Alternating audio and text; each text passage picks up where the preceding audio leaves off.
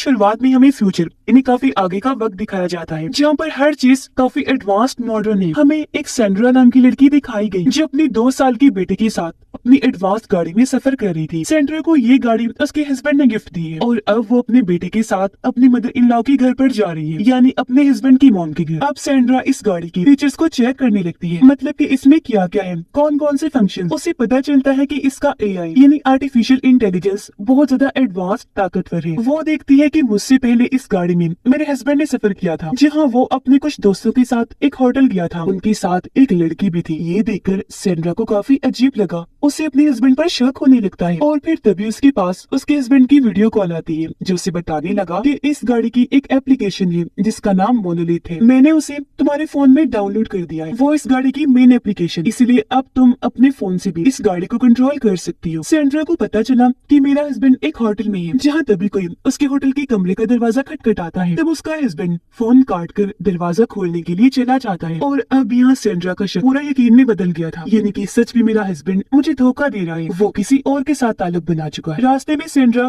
एक store room में रुकती है कुछ सामान खरीदने के लिए। वो अपने बेटे के साथ स्टोर के अंदर गई, तभी वो देखती है कि बाहर एक आदमी उसकी गाड़ी के अंदर झांक रहा है, पर क्योंकि वो फोन से अपनी गाड़ी को कंट्रोल कर सकती है इसीलिए उसने जल्दी से फोन लिया। वो यहाँ पर गाड़ी का वॉल्ट मोड ऑन कर देती है, जिससे गाड़ी के अंदर अब कोई भी नहीं जा सकता, यानी कि गाड़ी अब पूरी तरह लॉक्ड होकर एक बंकर जैसी बन गई। फिर सेंड्रा वहाँ पर सामान खरीदने लगी, देखती है कि मेरा बेटा यहाँ पर है ही नहीं। इस बात से वो काफी डर गई, हर जगह अपने बेटे को ढूंढने लगती है, क्योंकि उसके बेटे को अस्थमा था, जिसे दमा भी कहते हैं, जो सांस की बीमारी होती है। और अब जब वो बाहर गई तो देखती है कि कुछ लड़कियां मेरे बच्चे के साथ खेल रही हैं। अपने बेटे को देखकर उसकी जान में जान आई, लेकिन लड़कियों पर उसे गुस्सा भी आ रहा था। वो जल्दी से अपने बच्चे को उठाती है और लड़कियों को उल्टा सीधा बोलने लगती है, जिस बात से लड़कियों को गुस्सा आ गया। वो सेंटर की तरफ बढ़ने लगी तो वो जल्दी से अपने बेटे को लेकर गाड़ी में बैठ जाती है और गाड़ी का बंकर वाला इन्हीं वोल्ट मोड ऑन कर देती है। फिर कुछ ही देर के बाद यहाँ से अपने बेटे को लेकर चली जाती है। फिर तभी सेंड्रा अपनी बेस्ट फ्रेंड को कॉल करती है। उसकी दोस्त ने बताया कि इस वक्त मैं एक होटल के कमरे में हूँ, मैं यहाँ पर अपने दोस्त के साथ हूँ जिसे मैं पसंद करती हूँ। सेंड्रा यहाँ पर समझ जाती है कि हो ना हो मेरी दोस्त मेरे हस्बैंड के साथ ही है, इन दोनों का ही आपस में चक्कर चल रहा है। सेंड्रा को तभी महसूस हो गया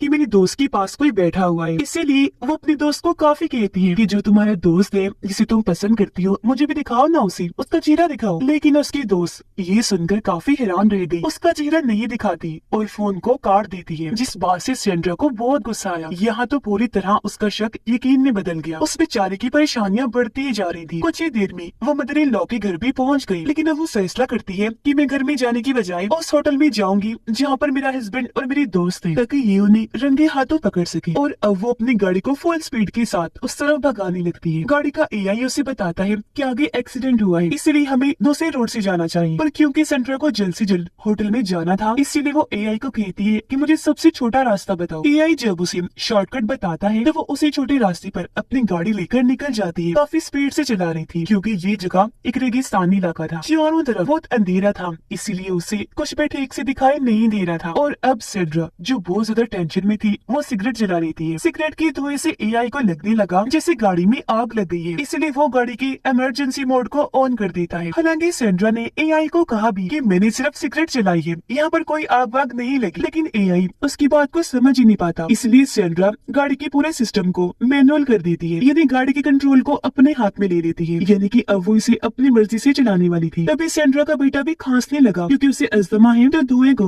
वो बर्दाश्त नहीं कर सकता, उसे सांस लेने में मसला हो रहा था। इसलिए सेंड्रा अपने सिगरेट को गाड़ी से बाहर फेंक देती है और क्योंकि उसका बच्चा रो रहा था इसीलिए वो अपना मोबाइल उसे दे देती है। और फिर तभी अचानक गाड़ी से आकर कुछ टकरा जाता है जिससे गाड़ी रुक गई। यहाँ पता चला कि ये गाड़ी इतनी मजबूत है कि अगर इसे पहाड़ के ऊपर से भी गिरा दिया जाए तो इसे कुछ भी नहीं होगा। फिर अब यहाँ पर हालांकि सेंड्रा को गाड़ी से उतरना नहीं चाहिए था, लेकिन वो फिर भी उतरकर बाहर आई ये देखने के लिए कि आखिर गाड़ी के आगे क्या आया जो अब गाड़ी के नीचे दबा हुआ है। वो गाड़ी से बाहर इसलिए आई थी क्योंकि गाड़ी का पूरा सिस्टम अब मैनुअल था। वो देखती है कि उसकी गाड़ी के नीचे एक हिरन है। अब उसका बेटा जो गाड़ी के अंदर ही बैठा हुआ था वो सेंड्रा के मोबाइल में मोनोलिथ ऐप को खोल देता है और गलती से उस बंकर वाले वॉल्ट मोड को ऑन कर देता है, जिससे गाड़ी एक बार फिर से पूरी तरह बंद हो जाती है, लॉक्ड हो जाती है। ये बहुत बड़ी मुसीबत की बात थी, क्योंकि अब कोई ना गाड़ी से बाहर जा सकता है और न ही बाहर से कोई गाड़ी के अंदर आ सकता है। ये देखकर सैंड्रा काफी घबरा गई, जल्दी से गाड़ी के पास आती है, अपने बेटे को देखने लगी जो अभी ठीक था। वो सोचने लगती है कि अब मैं गाड़ी का दरवाजा कैसे खोलूं। वो पेड़ की टहनी से हाथों से भी उसे खोलने की कोशिश करती है, लेकिन कोई फायदा नहीं होता। सैंड्रा देखती है कि मेरे बेटे ने अभी भी उसी एप्लीकेशन को ही खोला हुआ है। बेदिखाने में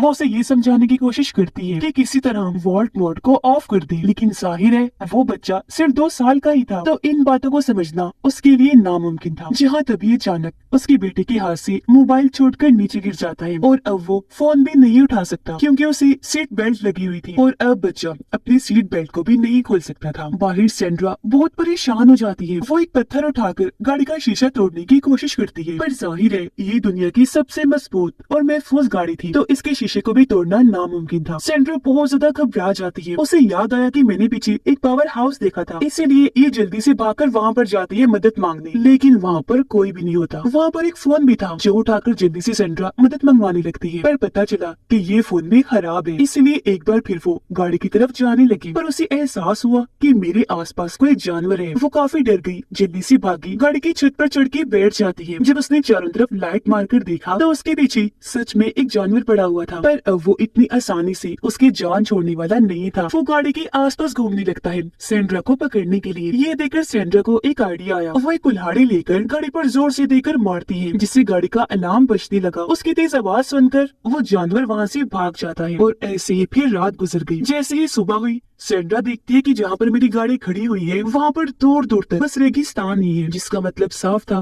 कि आसपास से तो इनको कोई मदद मिल ही नहीं सकती। तभी उसे याद आया कि मैंने रास्ते में एक एयरपोर्ट का बोर्ड भी देखा था। वो सोचती है कि मुझे वहाँ से मदद मिल सकती है और उससे थोड़ी तसल्ली हुई। लेकिन अब बाहर का टेम्परेचर बहुत ज्यादा बढ़ने लगता है, जबकि गाड़ी के अंदर उसके बेटे ने काफी मोटे कपड़े पहने हुए थे, जिस वजह से उसे काफी गर्मी लगने लगती है। बच्चा घबराहट से रो रहा होता है। सैंड्रा को कुछ समझ नहीं आता कि मैं क्या करूँ, इन हालात में उसकी मदद कैसे करूं। उसे ख्याल आया वो अपनी जैकेट उतारकर ऊपर सनरूफ पर रख देती है, क्योंकि ऊपर वाले शीशे से ही अंदर धूप जा रही थी और बच्चे को गर्मी लग रही थी। और अब सैंड्रा एयरपोर्ट की तरफ बढ़ने लगती है। काफी घंटों तक चलने के बाद भी उसे कोई एयरपोर्ट का निशान नहीं दिखता। बेचारी बहुत ज्यादा थक गई थी, उसे काफी प्यास भी लग रही थी, जिस वजह से उसकी हालत खराब होने लगी थी। लेकिन खुशकिस्मती से उसे यहाँ पर एक नदी मिल जाती है। वहाँ जाकर सैंड्रा खूब पानी पीती है, गर्मी लगने की वजह से अपने ऊपर भी डालती है, जिससे उसकी हालत कुछ बेहतर हुई और एक बार फिर वो आगे बढ़ना शुरू हो जाती है। और थोड़ी ही देर के बाद वो एयरपोर्ट पर भी पहुंच जाती है। लेकिन यहाँ आकर उसने देखा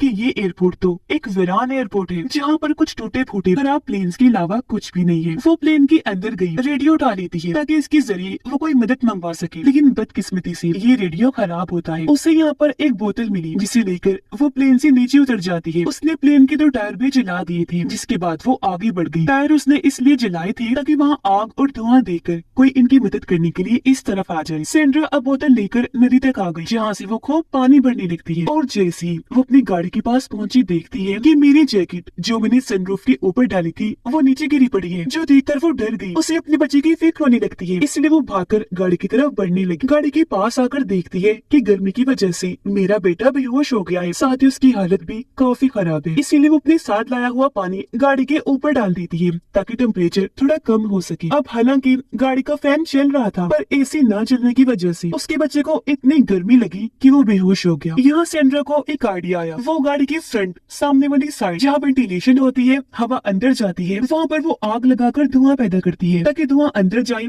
और गाड़ी अपनी खिड़कियों को खोल दे। लेकिन ऐसा कुछ नहीं होता, बल्कि इसका उल्टी होता है। जब धुआं अंदर जाता है तो गाड़ी का ऑटोमेटिक सिस्टम बजाय खिड़कियों को खोलने की वेंटिलेशन को ही बंद कर देता है, जिससे थोड़ी बहुत हवा जो पहले अंदर जा रही थी वो भी अब जाना बंद हो जाती है, जिस वजह से सैंड्रा काफी दुखी होकर रोने लगती है। वो इतनी परेशान हो गई थी कि फौरन उठी, हथौड़ा लेकर गाड़ी पर हमला कर देती है। कई बार उसने हथौड़े से गाड़ी पर मारा, लेकिन उस पर एक खरोच तक नहीं आई, जिससे यहाँ ये बात क्लियर हो गई कि इस गाड़ी को किसी भी तरह से तोड़ा नहीं जा सकता। और अब सैंड्रा पूरी तरह से थक हार कर वहीं पर लेट जाती है, जिसके बाद दिखाया गया कि कहानी में कुछ साल गुजर गए हैं, जहाँ सैंड्रा अपने हस्बैंड के साथ इसी जगह पर आती है क्योंकि उस गाड़ी वाले हादसे में उसके बेटे की मौत हो गई थी, जिसके बाद सेंड्रा ने उसे यहीं पर दफन कर दिया था। यहाँ उसका हस्बैंड कहता है कि तुमने हमारे बच्चे को मारा है, तुमने ही उसे गाड़ी के अंदर बंद कर दिया था। जो सुनकर सेंड्रा काफी रोने लगती है और अचानक ही अब सेंड्रा की आंख खुल जाती है क्योंकि ये सब कुछ वो सिर्फ सपने में ही देख रही थी। उसे फौरन अपने बच्चे का ख्याल आया। गाड़ी के पास आकर वो देखती है कि मेरा बेटा एक ही पोजीशन में बैठा हुआ है, वो जरा भी हरकत नहीं कर रहा, बिल्कुल जैसे पत्थर बन के बैठा है। सेंड्रा की आंखों में दुख साफ नजर आ रहा था क्योंकि वो समझ गई थी कि अब मेरा बेटा सच में मर गया है, हमारे साथ इस दुनिया में नहीं रहा। अब दुखी होते हुए वो अपने बच्चे को कहती है कि तुम तो सीधा हेवन जन्नत में जाओगी, जबकि मैं हेल जहन्नम में जाऊंगी। वो रो ही रही थी,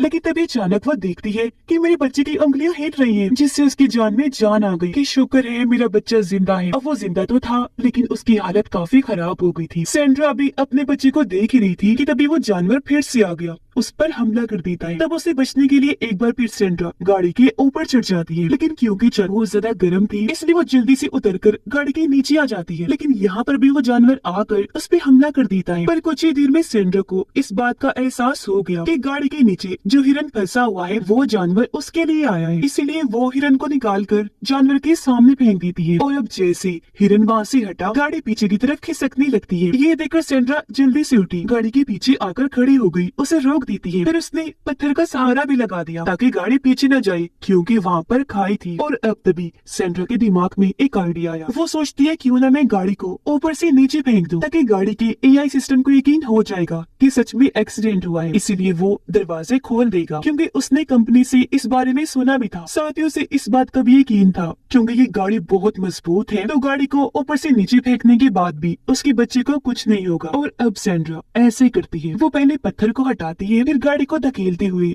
खाई में नीचे फेंक देती है। और अब जब गाड़ी हवा में थी तो एआई सिस्टम को पता चल गया था कि गाड़ी हवा में है, जिसका मतलब है कि गाड़ी का एक्सीडेंट हो गया है। इसलिए गाड़ी अपने मोशन सेंसर को ऑन कर देती है, जिससे होता ये है कि गाड़ी खुद ब खुद बैलेंस में आ जाती है और बिल्कुल सीधी आकर जमीन पर लैंड होती है। आसपास बस धुआं उड़ रहा था। सेंड्रा जल्दी से नीचे आ गई। धुएं को देखकर वो काफी डर जाती है, लेकिन जैसे गाड़ी के पास आई वो ये देखकर काफी हैरान रह गई कि गाड़ी इतने महफूज तरीके से लैंड हुई है। और एक अच्छी बात, अब दरवाजा भी खुल गया था क्योंकि गाड़ी को डिजाइन इस तरह किया गया था कि जब लगे कि गाड़ी का एक्सीडेंट हुआ है ये अपने दरवाजे खुद ब खुद खोल देगी, यानी कि दरवाजे अनलॉक्ड हो जाएंगे। और अब सेंड्रा अपने बेटे को गाड़ी से बाहर निकालती है। वो उसके सारे कपड़े उतार कर उसे छांव में लेकर बैठ जाती है ताकि उसे ठंडक महसूस हो। लेकिन अभी भी बच्चे की हालत काफी खराब थी, जबकि गाड़ी एक बार फिर से खुद को रिबूट कर देती है। और अब जैसे गाड़ी रिबूट हुई वो चलने की दोबारा काबिल हो जाती है। इसलिए सेंड्रा जल्दी से अपने बच्चे को लेकर गाड़ी में बैठ गई। वो गाड़ी के एक मोड को जैसे ऑफ करती है गाड़ी के टायर उड़ जाती है। सेंड्रा के सामने कुछ चट्टानें थी जिन पर वो बिना डरे चलना शुरू हो जाती है क्योंकि वो जानती थी कि ये गाड़ी किसी भी रोड पर आसानी से चल सकती है। और अब सेंड्रा गाड़ी की स्पीड काफी तेज कर लेती है। काफी मुश्किल चट्टानों को पार करने के बाद आखिर वो मेन रोड तक आ ही जाती है। यहाँ से सीधा सेंड्रा अपने बेटे को